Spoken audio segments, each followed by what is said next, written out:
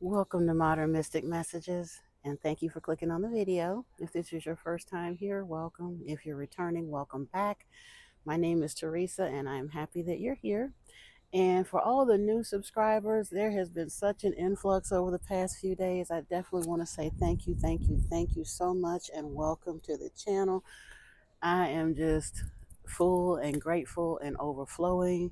And I know a lot of the response has been because we are discussing the Lost Book of Inky, and we're getting to the end, close to the end of it. I will finish those recordings today, but never fear, folks. I will actually, I'm going to make a shorter recording in a few minutes to let you know where we're headed next with that as well.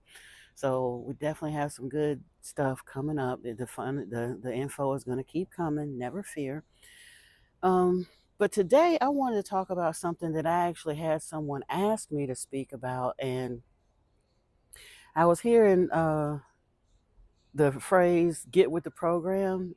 And I know we've all heard that, get with the program, get with the program. And I get what it means in one aspect, but I was thinking about it as it applied to the subject that I was asked to speak on, and that was television and media, basically.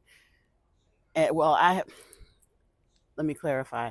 I was having a conversation with a very dear friend of mine, and I made the statement that television and radio, and now, of course, media in its other forms as well, but I was speaking primarily of television and radio, and I said that those have always, ever, and primarily been given to us not for our entertainment or communication purposes, but as a weapon.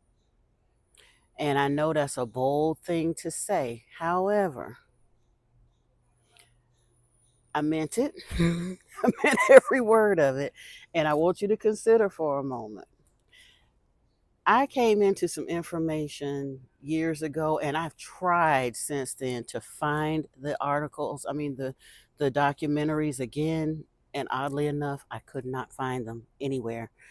But I was watching something probably a decade ago now about the history of television. And okay, we're in the digital age now, so people may not quite understand this as far as like millennials and further. But if you're a little bit older, Gen X, maybe Gen Z will know what I'm talking about, but for sure, X and boomers will understand. When television was first created in the analog era, there were transistors in there. It literally looked like little light bulbs or tubes along a circuit board. And that was necessary in order to create the relays to put the picture on the screen. Now, they have something that's replaced that. I'm sure it's more efficient these days, but just follow with me. Those things they emit what was called a flicker rate, and it had to be set at a certain thing.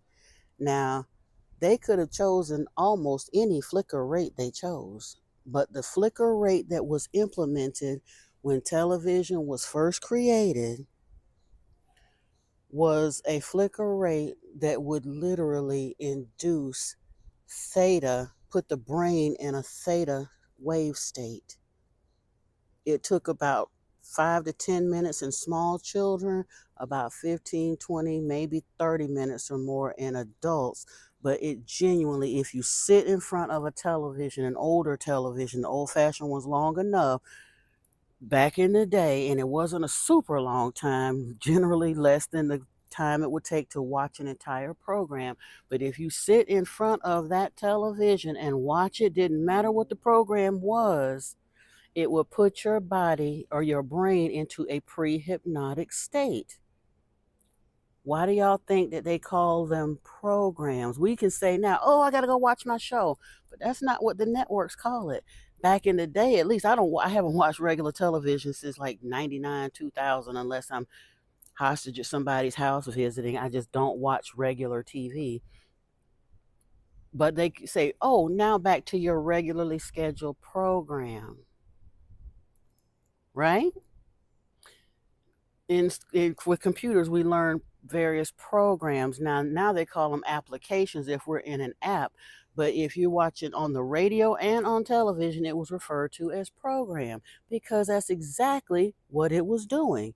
Now, I know that sounds awfully conspiracist of me, but please understand that most conspiracy theories are more fact than theory. They may not be 100% fact, but they come from somewhere. They just not pulled up out of thin air for no reason. There's a large reason for that.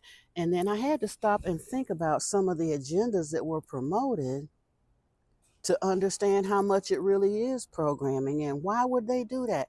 I Look, I'm old enough to remember back in even in school, they used to, now it was a matter of a historical perspective and all of that good stuff, but they would show us, or we had to listen to the radio program The Blob. Now we saw it back in the 60s, 70s, early 80s when we were being given that as a piece of Americana trivia. We were shown those things as this is something that happened early in the history of radio, and then later on we see television as well. But that was a real radio show that was broadcast over whatever the large networks were they had at the time. And it instilled so much fear in people that they actually had real human beings jumping out of windows and unaliving themselves. And somebody, whoever put the time and effort into doing that, thought that it would be a great piece of entertainment fun to put that on a radio show because it sounded like the premise of it was supposed to be a reporter or somebody giving the news and blah, blah, blah. And then all of a sudden, this breaking news comes in and they've had reports of spaceships over da da da da da da, and they're coming in. They were literally describing an alien invasion and instilling fear in people. So, and now they did say at the beginning that it was just it was an enactment, it was a fiction story, it wasn't real. But guess what? Back then, there's no rewind buttons on radio, so anybody that did not hear that announcement at the beginning of the program would come in and listen to it and think that this is real. Why would they do that? Why would they want to instill that kind of fear? Don't mind my eye. If you can see it jumping, it's been jumping for several days now. I am taking my magnesium. I think it's a spiritual thing going on. I'm not sure. But yeah. So, but that was done to create a bit of mass hysteria. A lot of people don't realize the UN that we have today, that was started either in 1910 or 1925. I can't remember. But initially, when it was formed, it was the League of Nations. And the purpose of it was not global peace amongst ourselves, amongst countries, amongst ourselves, just to be getting along like they're trying to purport it today. The purpose for forming that global organization was to be able to find protocols and ways to come together in a unified front in the event of alien attack or invasion. Those are programs. They've been trying to make people afraid of that for decades, hundreds of years. Even when they try to debunk all the crop circles and stuff and had people coming in talking about they made them themselves and got the little boards and showing people how they stamp it down. And the crop circles that humans make are so ridiculously juvenile and crude, it doesn't even bear talking about. And the real crop circles are popping up all around the world that are so real that the governments wanted to, don't look at that, look the other way. So they tried to convince us that humans did that, trying to debunk the conspiracies theorists. But that's programming, people. We get all kinds of programming. So I'm not just saying it's not just radio and television. We get programming starting out from our first set of programmers are our parents. That's just it. That when we are born, the human species, Homo sapiens sapiens, for the first 7 years of our lives, our brains are in a pretty much theta state, a very susceptible programming state anyway. That's when we're loading in all of our base programs for the first 7 years. That's why what happens to children in the first 7 years of life is so critical, whether it's something good or whether it's traumatic. It genuinely hardwires a set of programming into that child. Our next set of programming typically is going to be pastors, teachers, and then what we see by way of like politicians, office, government officials, that sort of thing. And then we got secondary schools, jobs, all of those things that add on and on and on to the set of programming. But the big ones are our parents and whatever religious program they decide to plug us into when we're little. We don't have a say about that. Typically, you're going to go wherever your parents tell you or not. If they're agnostic or atheist or whatever, you won't get it. And truthfully, that's a blessing for you in a way, as long as you don't get so stuck out there that you don't think there's any need for any spirituality. They kind of do you a favor. I don't know about the agnostic thing, but anyway. But my point is, we're constantly under programming. So, truthfully, somebody telling you to get with the program is not necessarily a good thing, because that means they just want you to get with their program. But how do you know their program is the one you really should be following? It might not be a wise program. It's just a choice somebody made. We've been discussing that for a couple of weeks now as I've been going through the Lost Book of Enki. And even before that, when I was talking about the information that Yeshua was trying to teach the nation of Israel in the Gospel of John, and even going back before Yeshua, when we look at how the nation of Israel was delivered to Yahweh through Abram, and then it was further tamped down with Moses and Joshua and Caleb. Choose this day whom you will serve. As for me and my household, we're going to serve Yahweh. That's a choice. That's a program. Didn't necessarily mean it was the right one. Now, three-fourths of the world is still, unfortunately, hardwired into that program without really even knowing anything about the author of it. So, yeah, get with the program. Not necessarily always a good thing.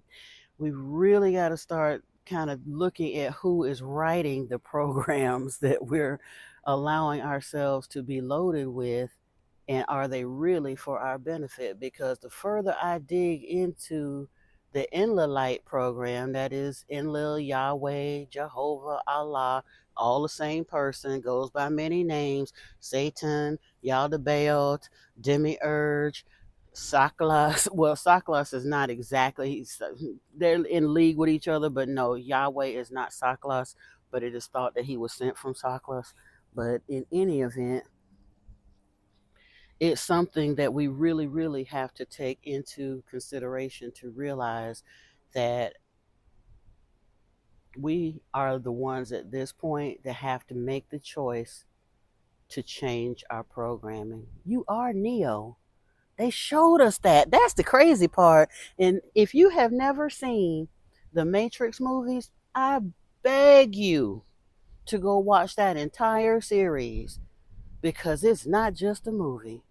They literally telling you some real shit, like some for real. It will, if it don't scramble your brain and really, really make you think, then I don't know what else. But it's time for us to wake up, because you genuinely are Neo, every single one of us. And especially if we're born in this day and time, we are here for a reason. There's some stuff going down right now. Not, I ain't talking about the world scene and who's shooting who and who's taxing who and all that. I mean, I'm not saying that's not important, but turn your attention away from that, son, because that's really not the big show of what's happening here, and we don't understand that there's something so much bigger than who's in office and who's taxing who, or who's getting ready to go send tanks over there. That's them having their little final skirmishes as this thing winds up. But like the scriptures tell us, we war not against flesh and blood, but against powers and principalities. And in the larger scheme of things right now, the powers and principalities got some things going down that we owe it to ourselves to be aware of, so we can break that programming and install something new. And even if you ain't ready to install something new yet, just shutting down some of those older programs. Because truthfully, whether you plug fully into the programs or not, here's the thing: under Luciferian law, and yes, I said Luciferian law, most people do not understand that Luciferianism is backdoor Yahwehism. But that's one of the reasons why the religions of the world can mislead people so openly, because they put just enough of the truth in there that you can find the truth. They hide it in plain sight. Now, whether you choose to adopt it and work within those confines or not is up to you, but it's there. We've been looking at it in the Bible. Yeshua told them plain and simple, and ain't no need for interpretation. Ain't got to be translated. Ain't got to wonder or nothing else. He told them in plain words, I'm not from here. You don't know my Father. My Father is love and kind, but you all are not worshiping my Father. You worship your father, the devil. He said that out of his mouth dozens of times. For years, he said that. And here we are 2,000 years later, and people still can't hear it because they still into the other programming that then told them that Big Daddy Yahweh is the answer and he's benevolent and good, even though that whole Bible, everything in that Bible shows him to be vengeful, bloodthirsty, and not faithful to his word. But because we have bought into the programming that Elohim means God in the singular, we don't realize we're reading histories. We're not reading sacred text. We're reading historical stories that we've given assigned sacred meaning to because someone told us to do that because it served their agenda. Those are the things that I'm here to shed light on and discuss more. And again, it's not a point of disrespect. I love Lord Enki. I love Yeshua. That's one of the reasons I speak as firmly as I do, regardless of what I know folks ain't gonna like it, but they didn't like what Yeshua had to say. They put him to death for it. But that don't mean it didn't need saying. And it don't mean it still needs saying, because people still ain't got it after 2,000 years. They still worshiping the same cat that put Yeshua to death and then turned around and knit him as a mascot in the middle of this false mess. So it's not to be disrespectful of religion, but it is respectfully disrespectful because you don't owe respect to people that have murderous intents. And they absolutely have murderous intents. If you read the older ancient text and not just cherry pick what they told you you can read and put it in between those that leather binding and called it the Bible, if you look at the rest of the books and the information that's out there, they will let you know these cats, the Anunnaki, have been fighting and feuding and acting a fool with each other for hundreds of thousands of years on this planet. They've had several wars, including nuclear attacks on each other. And truthfully, of all of them, now we may uncover some more the further we dig into these ancient texts, but from the ones that I've read so far, pretty much we can go down to Enlil and Marduk. The rest of them were pretty much cooperative. They listened to now they did get into their bed hopping and their jealousy and some plotting and scheming, but the overall, as far as what I'm talking about, like seriously murderous intent, that boils down to Enlil and Marduk, Yahweh and Ra, hands down, regardless of what pantheon, regardless where they went through time, everywhere they've gone on the planet, through whichever time, whichever pantheon they've been plopped into, if you translate out the name and figure out in which pantheon what name they held, they were some bad actors. But now that's one of the reasons we're given the programming in this current time to tell us that all of the past is just myth. Those are just stories. Don't look behind you. No. Don't pay attention to that. What's important is the only thing that's happened in the last 500 years. Forget the other 100,000 years of history. We only need to worry about what's happened here. And with being willing to do that, and I get why our forefathers did it. The church laid down that religion in blood on the end of a spear literally 80 million people were unalived to install Christianity on this planet.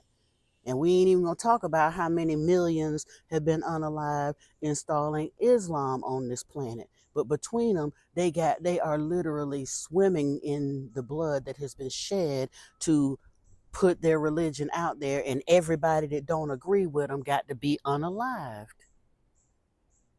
That's programming, people. It's cultish programming.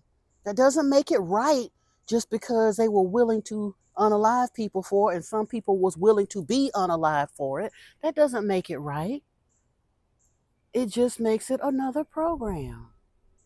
And what's happened, because we've accepted that those things are thus and we don't want to look behind us, you know what it is? We're literally like a plow horse with blinders on. And we just been rowing and hoeing and rowing this row for 500 years in the wrong direction.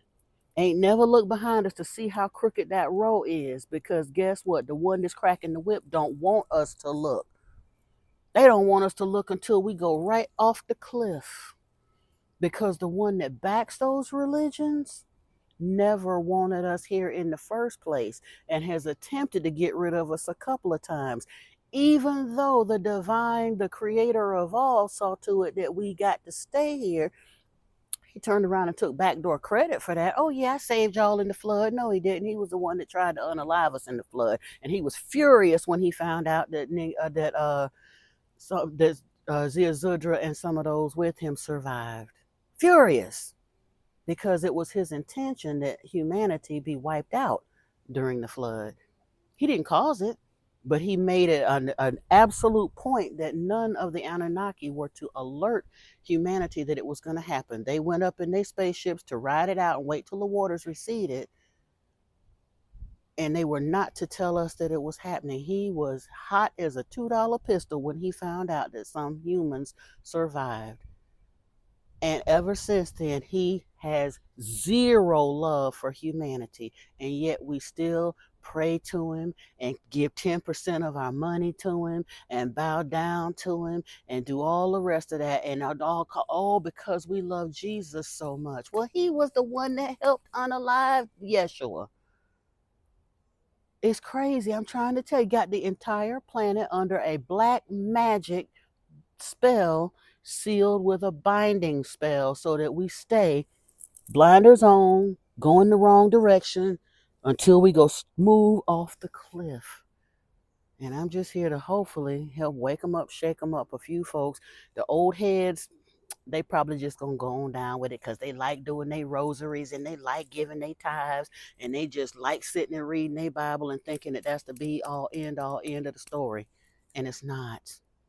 But I'm hopeful that the open-minded ones and the next generation can start to have these conversations and stop just listening to these folks that are speaking on these things like, oh, that's interesting and it's ancient history and the stories are so nice.